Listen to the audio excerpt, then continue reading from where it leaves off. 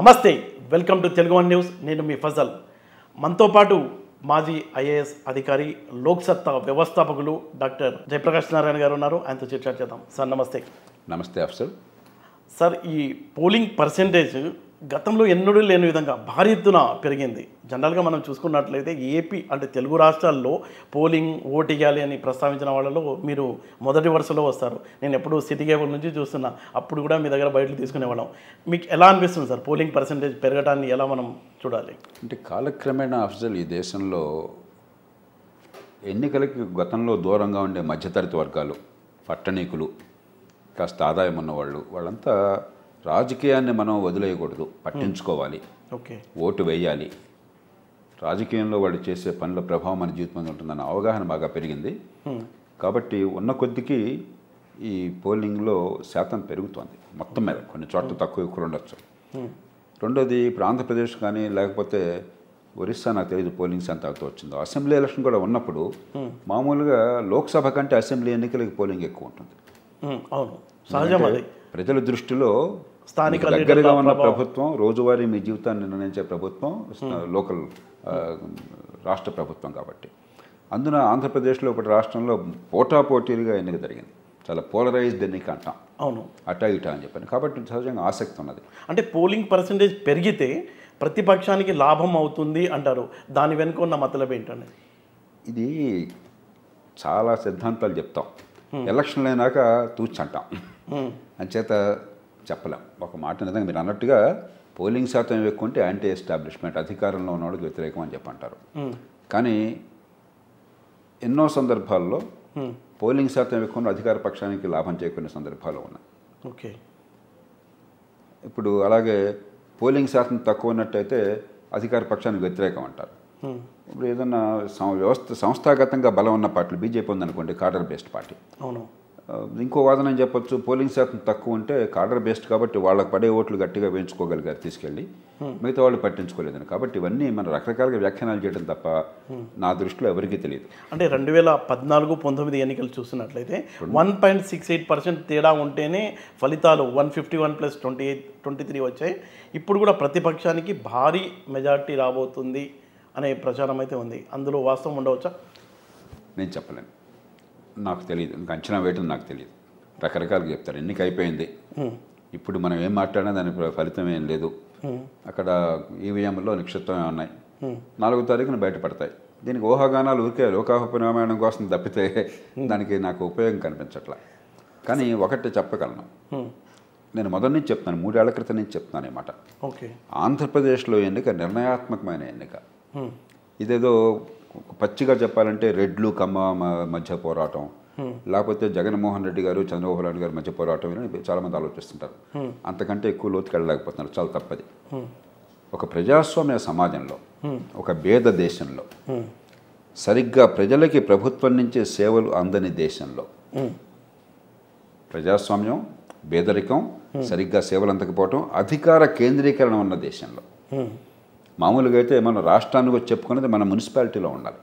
మన జీవితంలో మనకు కావాల్సిన మున్సిపాలిటీలో జరగాలి. అవును, మనకి అంత దగ్గరగా పనులు జరిగితే మనకు అంతగా అవగాహన వస్తుంది. అఫ్జల్ అనుకున్నాను, ఆయన వల్ల ఈ పనులు జరిగినాయి, ఒక దరిద్రుని అనుకున్నాను, ఈ పనులు జరగలేదు అని నాకు అవగాహన వస్తుంది. ఎంత దూరం అయితే ఓటు అంత ఎందుకు వేసామో అర్థం కాదు. అవును, అలాంటి దేశంలో అభివృద్ధి కోసం ఓటు వేయడం చాలా కష్టం. మెజారిటీ కోసమని అభివృద్ధి కోసం కలపడం చాలా కష్టం.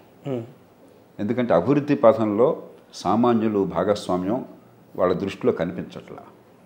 కాబట్టి ఏమవుతుంది, తాత్కాలికమైన తాయిలాలు కానీ, లేకపోతే ఎలక్షన్లో పోలింగ్కి ముందు ఇచ్చే డబ్బులు కానీ, లేకపోతే కులం మతం ఈ పేరుతో సమాజం విభజనలు కానీ, ఇవన్నీ కూడా సమాజాన్ని బాగా శాసిస్తున్నాయి. అంటే ఇప్పుడు మీరు అనేది కులాల మధ్య పోరాటం జరగలేదు అని చెప్తారు. అంటే నేను మీకు ఒక క్వశ్చన్ అడుగుతున్నాను సార్. కులాల మధ్య పోరాటం జరగలేదు అనడానికి ఒక పక్కేమో ఎక్కడ విభజన హామీలు అమలు కాలేదు, రాజధాని అంశం ప్రస్తావనకు రాలేదు, పోనీ చంద్రబాబు నాయుడు అరెస్ట్ చేశారు, ఆ అంశం అన్నా బాగా డ్రైవ్ అయిందా? అది డ్రైవ్ కాలేదు. అసలు ఏ అంశాలు ప్రాధాన్యత సంతరించుకున్నాయనుకుంటున్నారు మీరు? అందుకే నేను చెప్తున్నప్పుడు అలాంటి ఎన్నికల్లో, అలాంటి నేపథ్యంలో ఎన్నికలు జరుగుతున్నాయి ఆంధ్రప్రదేశ్లో. 2 పార్టీల్లో లోపాలు ఉన్నాయి, మనందరికీ తెలుసు. డబ్బులు అందరూ పంచిపెడుతున్నారు, దానిలో పెద్ద తేడాలు లేవు. అవును, అధికారంలో ఉంటే అందరూ చట్టాన్ని చేతుల్లో తీసుకుంటున్నారు. అవును. ఒకళ్ళు మరీ కొంచెం బరి తెగించవచ్చు, ఒకళ్ళు కొంచెం తక్కువ ఉండొచ్చు తప్ప చట్టం అధికారం ఉన్నవాడి చేతుల్లో చుట్టంలాగా ఉన్నది. బడితో ఉన్నవాడిదే బర్రైంది. అందరూ కులాలు మతాలు వాడుతున్నారు. అందరూ తాత్కాలికమైనటువంటి తాయిలాలే అంటే వర్టికల్గా డివైడ్ అయింది అని దాన్ని ఒప్పుకోరా మీరు? కానీ కులాల వారీగా అది కాదు. కానీ రెండు మౌలికమైన తేడాలు ఉన్నాయి. జగన్మోహన్ రెడ్డి గారి పాలనలో అసలు సంక్షేమం తప్ప ఇంకా పరిపాలన ఏమీ అక్కర్లేదన్న భావన తీసుకొచ్చారు. ఆయన మొహమాటలా కూడా చెప్తున్నారు. అవును, నచ్చితేనే ఓటేయండి. నేను అందరికీ మా ప్రభుత్వం పన్నుల డబ్బంతా, అప్పులు తీసుకొచ్చిన డబ్బంతా కూడా ప్రభుత్వానికి ఎట్లా ఖర్చు ఉంటుంది, జీతభత్యాలకి మిగతా వాటికి ఖర్చు ఉంటుంది. కొంత దుబారా చేస్తారు, కంకెరం చేస్తారు. అవును. మీరు ఓట్లకు డబ్బు ఖర్చు పెట్టాక తినకుండా ఎట్లా ఉంటుంది రాజకీయం? అవును. మిగిలినంతా చాలా సమర్థంగా పంచుతున్నారు బటన్ నొక్కి. ఇదే పరిపాలన. ఇంకా పరిపాలన అంటే ఏం లేదు ఇక. అంటే ప్రభుత్వం ఉన్నది పంచిపెట్టడం కోసమే అన్నటువంటి భావన తీసుకొచ్చారు. అదో క్లాస్ వార్ లాగా మార్చారు ఆయన. అదేమంటే అభివృద్ధి అనేది డబ్బున్న వాళ్ళ కోసం, డబ్బున్న వాళ్ళ కోసం అభివృద్ధి అక్కర్లేదు. ఇంతకంటే విడ్డూరం వాదానికి ప్రమాదకరం వాదం ఇంకోట్లేదు. అంటే ఏంటి, ఎల్లకాలం డబ్బు లేని వాళ్ళు డబ్బు లేకుండా ఉండిపోవాలి, బేదలు బేదలుగా ఉండిపోవాలి. కానీ ఆకర్షణ ఏమని నినాదం ఇది. నీ నెలకి డబ్బు వస్తుంది కదా, నీకు నీ ఇంటికి వస్తుంది కదా, నీకు ఇంత డబ్బు వచ్చింది కదా 5 ఏళ్లలో, నువ్వు నాకు ఓటేయి. అంటే ఇప్పుడు నిన్న జరిగిన ఎన్నిక సంక్షేమానికి అభివృద్ధికి మధ్య జరిగింది.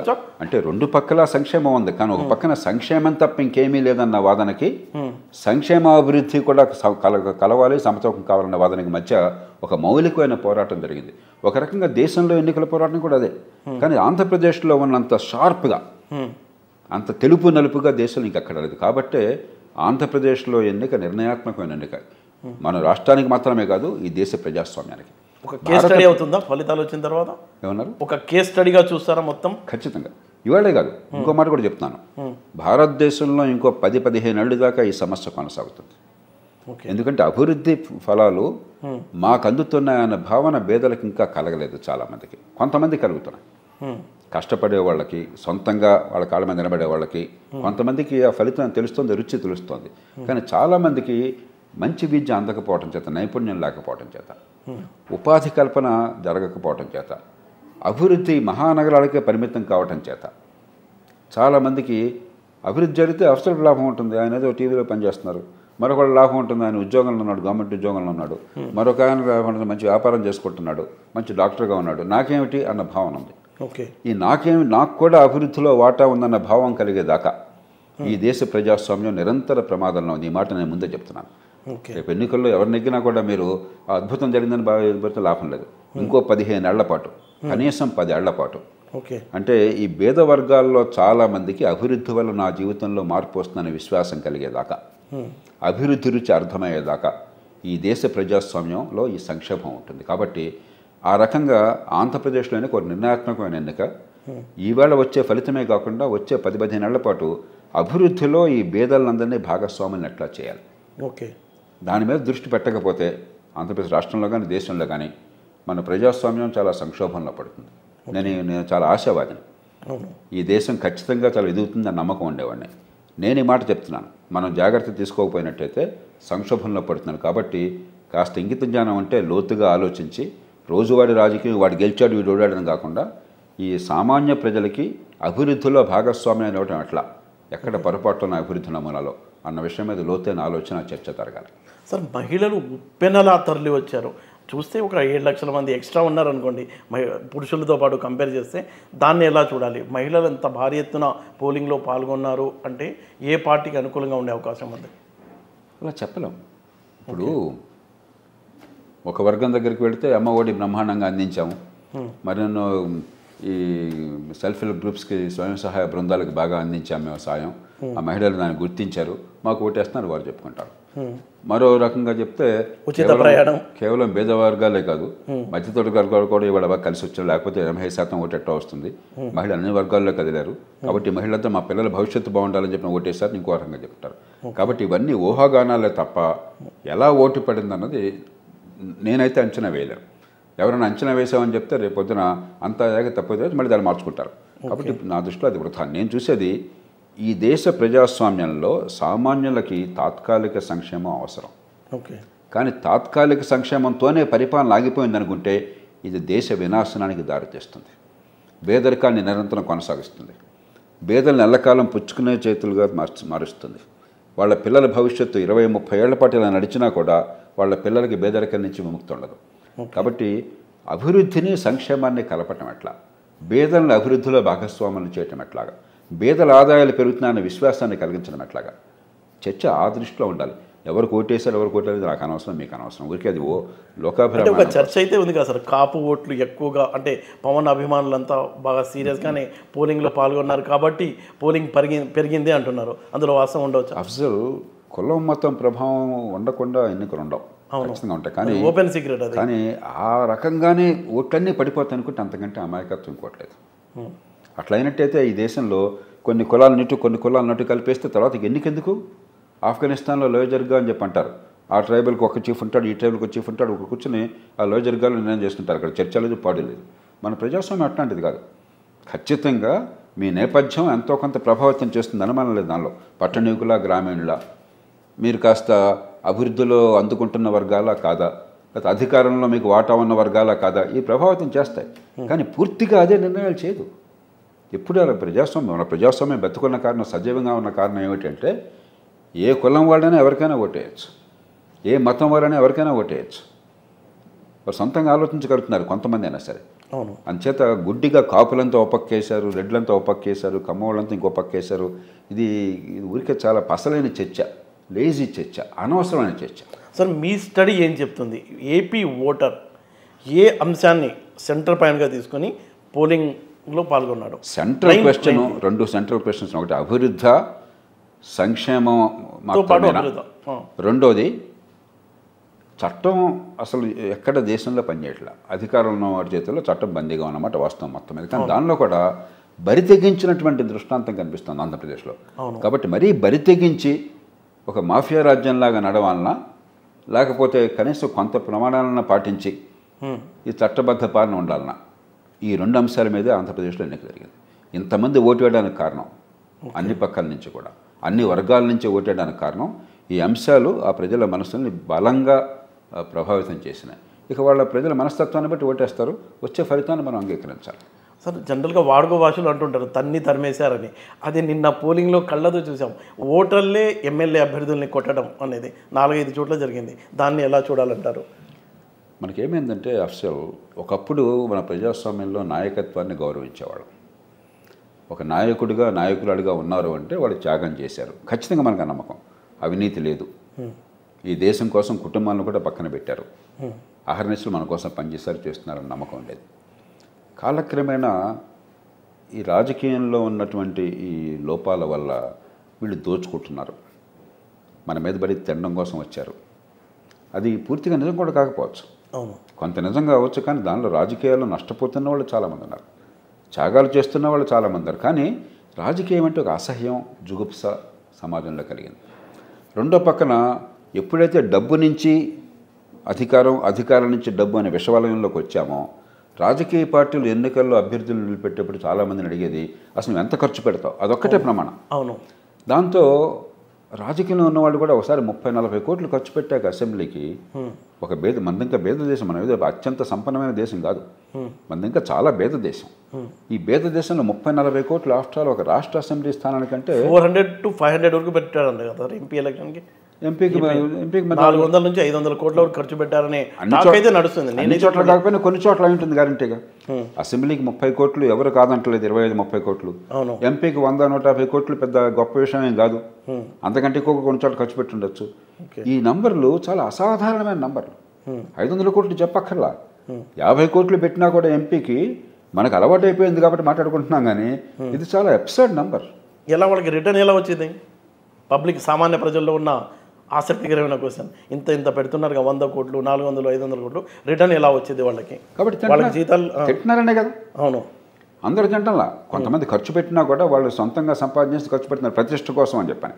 ఓకే. కానీ ఎక్కువ మంది తింటున్నారు, తినకపోతే రాజకీయం బతకదు. అవును.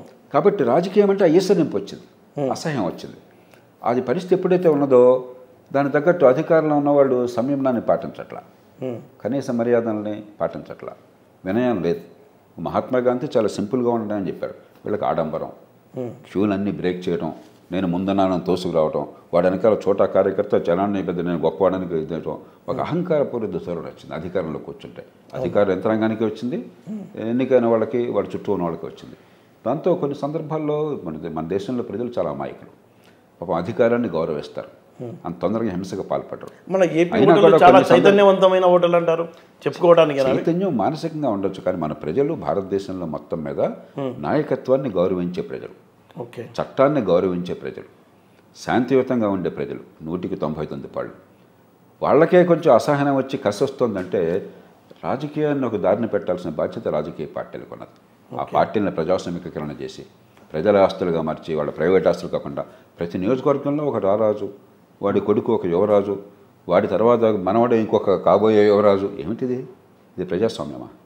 ప్రతి పార్టీలో వారసత్వం అనేది కీ రోల్ కదా. పార్టీ నాయకత్వాల్లో ఏడ్చింది, నియోజకవర్గాల్లో అట్లాగే తగలడింది. అవును, ప్రజాస్వామ్యం కాదు కదా. ప్రజల్లో కసి ఎందుకు ఉండదు? మాట్లాడకపోవచ్చు, మర్యాద కోసమనో మొహమాటం కోసమనో భయం కోసమనో. ఎప్పుడో భయం పోతుంది, ఎప్పుడో మొహమాటం పోతుంది, మనసులో మాత్రం కసి ఉంది. నిజమైన గౌరవం లేదు. పదవులుంటే ఎందుకులే వీడితో అని చెప్పి నేను నమస్కారం అంటే తప్ప, పదవులు లేకపోతే పురుగుల్లాగా చూస్తున్నారు. అందుకే వీళ్ళు కూడా ఏంటి, పదవులు లేకపోతే ఏమైపోతామని చెప్పని, పదవులు అయితే చచ్చిపోవడానికి సిద్ధంగా ఉన్నాం అంటున్నారు. ఒక ఆయన ఆత్మహత్య చేసుకుంటాను అన్నట్ట తెలంగాణలో. మీరు నాకు ఓటు అయిపోతే ఆత్మహత్య చేసుకుంటానంటే జనం ఓటేసి గెలిపించారు. ఎంత విచిత్రంగా ఉంది ఇది. ప్రపంచంలో ఎక్కడన్నా ఉంటుంది ఇట్లాగా? అరే మీకు సేవ చేయడం కోసం నేను ముందుకు వచ్చానయ్యా, నా సొంత పనులు వదిలేసుకుని నా కుటుంబాన్ని పక్కన పెట్టి మీకు నచ్చితే నా వల్ల మంచి జరుగుతుంది అనుకుంటే, నాకు నమ్మితే నాకు అవకాశం, లేదంటే నా పని సెంటిమెంట్తో దెబ్బ కొట్టడమా? అలాంటి అంతేకాదు, అంటే అధికారం లేకపోతే చావే శరణ్యం అన్నటువంటి ధోరణి ఇది చాలా మూర్ఖమైన. వీళ్ళైతే పార్టీ మారుతారు, లేకపోతే సస్తమని బెదిరిస్తారు. అది ఉన్నప్పుడు ప్రజల్లో మరి గౌరవం ఎందుకు ఉంటుంది? అవును, అంచేత మనం ఒక వికృతమైన ప్రజాస్వామ్యం, నిజమైన ప్రజాస్వామ్యం ఇది. అవును, ప్రజాస్వామ్యం నిజమైనది, కానీ వికృతమైనది, చాలా లోపాలు ఉన్నది. ఆ లోపాలను సవరించాలి. ఓకే, ఇప్పుడు ఏపీలో హాట్ టాపిక్ సార్, చివరిగా జనరల్గా చెప్పండి. అందరిలో ఒక ఉత్కంఠత నెలకొంది. ఇంకా అంత 13-14 ఇంతసేపు వెయిట్ చేసే ఓపిక లేదు. ఏ పార్టీకి అంటే పోలింగ్ ప్రచారం చూశారు మీరు, నిన్న పోలింగ్ సరళి చూశారు, ఏ పార్టీకి ఎడ్జ్ ఉంది అనుకోవచ్చు? అఫ్జల్, మీరు ఎన్నిసార్లు చెప్పిన నా సమాధానం ఒకటి నాకు తెలియదు, 2 తెలిసిన తెలిపే నా అనవసరం. ఎలాగో రేపు 4వ తారీఖున బ్యాలెట్ బాక్సులు తెరుస్తారు, కౌంట్ వస్తుంది, క్యాల్కులేట్ చేస్తారు, చెప్తారు. ఇప్పుడు తెలుసుకోవాల్సిన 2020 క్రికెట్ మ్యాచ్ అయిదామన్నా, పోటీగా సార్ కోట్ల బెట్టింగ్ కాస్తున్నారు, అదే పొలాలకు బెట్టింగ్ కాస్తున్నారు. అదే మూర్ఖత్వం. మన జీవితాలను మనం పణంగా పెడుతున్నాం. రాజకీయాలు ఏదో గ్యాంబ్లింగ్ చేసేటువంటివి కాదు. రాజకీయాలు ఎన్నికల్లో పోటీ చేసే వాళ్ళని గురించి కాదు, రాజకీయాలు పార్టీలను గురించి కాదు, రాజకీయాలు మన జీవితాన్ని గురించి, మన భవిష్యత్తును గురించి, ఎన్నికలు మనని గురించి. అది మర్చిపోయి మనం వీళ్ళు హీరోలు అనుకుని వాడు గెలుస్తాడని చెప్పి మనం కాయరాజకాయని పందాలకు వస్తున్నామంటే అక్కడే ప్రజాస్వామ్యం ఎంత వక్రంగా ఉందో అర్థమవుతుంది. కాబట్టి నేను ఆ ట్రాప్లో మీరు పడిన, మీరు 100 సార్లు ఈ ప్రశ్న అడిగినా సరే నేను ఆ ట్రాప్లో పడను, అనవసరం నాకు. ఎవరు నెగ్గితే అనేకంగా నాకు కావాల్సింది ఎన్నికైన తర్వాత ఏం జరుగుతుందో చెప్పాను మీకు. అభివృద్ధి పథంలో మా అందరికీ వాటా ఉందని ఈ దేశంలో పేదలందరికీ విశ్వాసం కలిగించకపోతే ఈ మాటలు జాగ్రత్తగా ఆలకించండి. మన అభివృద్ధి పథంలో నాకు కూడా వాటా ఉందని ఈ దేశంలో పేదలకి విశ్వాసాన్ని కలిగించకపోతే మన ప్రజాస్వామ్యం వచ్చే 10-15 ఏళ్ళు తీవ్రమైన సంక్షోభంలో పడుతుంది. మరి వారందరినీ భాగస్వాముల్ని చేయాలని చెప్పంటే కొన్ని పనులు చేయాలి. ఒకటి, ఖచ్చితంగా మంచి ప్రమాణాల విద్య, అంటే పరీక్షలు పాస్ కావడం కాదు, మన పరీక్షలని దొంగ పరీక్షలు, మన పాసులు మార్కులని దొంగ మార్కులు. వాళ్ళ బుద్ధి వికసించి నైపుణ్యం వచ్చే విద్య కావాలి ఒక పక్కన. 2, పెట్టుబడులు బాగా పెద్ద ఎత్తులు వచ్చేందుకు తగినట్టుగా భూమి విషయాల్లో కానీ లేకపోతే లేబర్ లాస్ కానీ మార్చి పూర్తిగా పెట్టుబడులను ప్రోత్సహించే వాతావరణం కావాలి. గత 5 ఏళ్లలో ఆంధ్రప్రదేశ్లో పెట్టుబడి పెట్టినవాడు పాపాత్ముడిగా చూశారు, వాడిని పురుగులాగా చూశారు, అవమానించారు, వెళ్ళగొట్టారు, పారిపోయారు చాలామంది. గతంలో పెట్టిన వాళ్ళు పారిపోయారు, కొత్తగా వస్తున్న వాళ్ళు పారిపోయారు, రాబోయేవాడు రాకుండా పోయారు. ల్యాండ్ టైటిలింగ్ యాక్ట్ చేసింది వాళ్ళ కోసమేనంట కదా సార్, అది వాళ్ళకి అనుకూలంగా ఉందా? పెట్టుబడుల కోసమే ఉద్దేశించి కేంద్ర ప్రభుత్వం చేసింది అంటారు. మంచి ఉద్దేశంతో చేసినా కూడా భూమి అన్నది చాలా మనమందరి మనసులో చాలా కీలకమైనది. ఒక సామాన్య పౌరుడికి కూడా మీకు 10 సెంట్లు ఆస్తున్నా కూడా అత్యంత కీలకమైనది. అవును, ప్రజల్ని విశ్వాసంలోకి తీసుకోకుండా ఆదరాబాదరాగా చేస్తే, కోర్టుల ప్రమేయం లేకుండా హైకోర్టు దాకా మాత్రం వెళ్ళొచ్చు, మధ్యలో అనడానికి వీల్లేదంటే, ఈ రెవెన్యూ యంత్రాంగానికి సర్వాధికారాలను పెట్టేస్తే ఈ దేశంలో మన యంత్రాంగం మీద ప్రజలకు నమ్మకం లేదు. రోజు వాళ్ళు ఏం చేస్తున్నారు, పట్టదారు పాస్ పుస్తకాల్లో కానీ లేదా ల్యాండ్ రికార్డులో కానీ మనందరికీ తెలుసు. నాకు కష్టాలు ఉన్నాయి.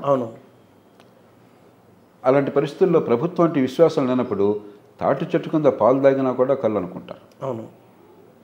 అంచేత సదుద్దేశం కావచ్చు, ప్రజల్ని విశ్వాసంలో తీసుకుని విడమర్చి చెప్పి అందరిలో ఏకాభిప్రాయాన్ని కలగజేసి కొన్ని పొరపాట్లు సరిదిద్దుకుని చేయాలి తప్ప ఆదరాబాదరాగా చేస్తే ఏమవుతుందో ఎన్నోసార్లు చూసాం, ఇక్కడ కూడా చూస్తున్నాం మనం. టోటల్గా చూస్తే కానీ నేను పూర్తి చేయనండి. అభివృద్ధిలో భాగస్వాములు కావాలంటే పెట్టుబడులు పెంచే వాతావరణం, ఓకే, ఉదాహరణ లేబర్ లాస్ని మార్చి పెద్ద ఎత్తున ఉపాధి కల్పనతో కూడిన పారిశ్రామిక గురించి ఏర్పాట్లు. మూడోది చిన్న పట్టణాలు ఏర్పాటు చేయటం. ఎంతసేపటికి ఒక హైదరాబాదు, ఒక అమరావతి, బెంగళూరు అవసరమై, నేను వాటిని పూర్తిగా ప్రోత్సహిస్తున్నాను, కానీ చాలవు. నేను పల్లెటూళ్ళలో ఉన్నాను, మారుమూల. నాకు మా పక్కన ఊళ్ళో 20,000 రూపాయల జీతంతో ఏమైనా ఉద్యోగం వస్తే నా బతుకట్లా ఉంటుంది. పొట్ట చేతి పట్టుకున్న హైదరాబాదు, బెంగళూరు పోతే నాకు ఆలనా పాలన లేకుండా, ఇల్లు లేకుండా అక్కడి నుంచి 10-20 కిలోమీటర్లు రోజు వెళ్ళటం రావటం అయ్యండి. ఒక రోజున పని ఆగిపోతే నాకు పస్తుండే పరిస్థితి వచ్చి, అనారోగ్యం వస్తే ఏమవ్వాలో తెలియగల పరిస్థితి వస్తే జీవితం అట్లా ఉంటుంది. కాబట్టి ఎక్కడికక్కడ చిన్న నైపుణ్యం ఉన్న వాళ్ళకి ఎక్కడికక్కడ ఉపాధి కలిగేట్టుగా చిన్న పట్టణాల అభివృద్ధి కోసం ఏర్పాట్లు చేయాలి. కొద్దిపాటైనా, పూర్తిగా కాకపోయినా చట్టబద్ధ పాలన కావాలి. వివాదాల పరిష్కారం కావచ్చు, సెటిల్మెంట్లు లేకపోతే లంచాలు అవసరం లేకుండా, కాంట్రాక్టుల ఎన్ఫోర్స్మెంట్ కావచ్చు, ఆస్తి హక్కుల రక్షణ కావచ్చు, మాఫియా పాలన కాకుండా.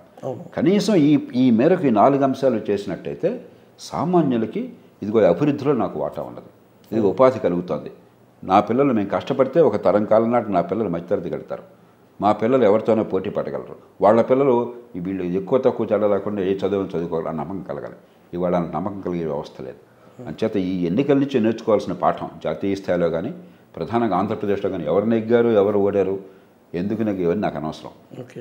ఈ దేశ ప్రజాస్వామ్యాన్ని కాపాడాలి, పేదరికాన్ని తొలగించాలి, కుల వివక్ష పోవాలి, సంక్షోభం నివారించాలి, పేదలకి ఈ అభివృద్ధిలో భాగస్వామ్యం కావాలి అన్నట్టయితే ఈ 4 పనులు చేసి అభివృద్ధి నమూనాలో పేదలకి భాగస్వామ్యాన్ని ఇచ్చినట్టయితే అప్పుడు ప్రజాస్వామ్యంలో ఏ పార్టీ వచ్చినా మనకు ఇబ్బంది లేదు. ఇవాళ మన దురదృష్టం కొద్దీ ఓ పక్కనే అభివృద్ధి కోసం నిలబడుతున్నారు, మిగతా రెండో పక్కన జాతీయ స్థాయిలో కానీ రాష్ట్రంలో కానీ అభివృద్ధి లేదు, చట్టుబండలు లేదు, ఉన్నది పనిచేస్తాం, మిగతా తినేస్తాం, నోరు మూసి కూర్చొని అంటున్నారు. అది ఏ పార్టీ వచ్చినా ఆత్మహత్యా సదృశ్యం. ఓ కుటుంబానికైనా అంతే, ఓ దేశానికైనా అంతే. అప్పు చేసి పప్పు కూడా తింటాను, మీ పేరుతో అప్పులు చేసి మీకు పనిచేస్తాను, మీ వల్ల ఓటు పొందిన మళ్ళీ దేశాన్ని దోచుకుంటాను, ఇదే పరిపాలన అన్నట్టయితే ఖచ్చితంగా ఆ దేశం వల్ల కడైపోతుంది.